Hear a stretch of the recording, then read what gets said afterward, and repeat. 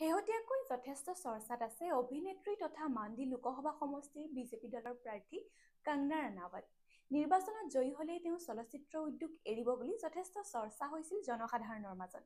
কিন্তু সকলো গুজবৰ উৰ পেলাই অভিনেত্ৰীগৰাকীয়ে শেহতীয়াকৈ জনাইছে যে তেওঁ বৰ্তমান চিনেমাৰ কাম নেৰে তথা চলচ্চিত্ৰ উদ্যোগটো বৰ্তমান তেওঁ এৰিব নোৱাৰে, কাৰণ তেওঁৰ এতিয়াও বহুকেইখন ছবি পেণ্ডিং অৱস্থাতেই আছে। আনফালে আলিয়া ভাটৰ শাড়ীয়ে এইবাৰ জুই লগাইছে ইণ্টাৰনেটত। এইবাৰ মেট গালাত দ্বিতীয়বাৰৰ বাবে আলিয়া ভাটৰ উপস্থিতিয়ে ৰোমাঞ্চিত কৰি তুলিছে বি-টাউনবাসীক। আলিয়া ভাটে পিন্ধা সব্যসাচীৰ কাষ্টম এমব্ৰইডাৰী শাড়ীখনে এইবাৰ মেট গালাৰ dress code the garden of টাইমৰ যেন সুন্দৰভাৱে ব্যাখ্যা কৰিছে। জটিল এমব্ৰইডাৰী আৰু সূক্ষ্ম কাম জড়িত এই বিশেষ শাড়ীখন প্ৰস্তুত কৰিবলৈ 163 জন মানুহৰ লগতে সময় লাগিছিল 1965 ঘণ্টা। এনেধৰণৰ নতুন আপডেটৰ বাবে চাই থাকিব আমাৰ চেনেল। ধন্যবাদ।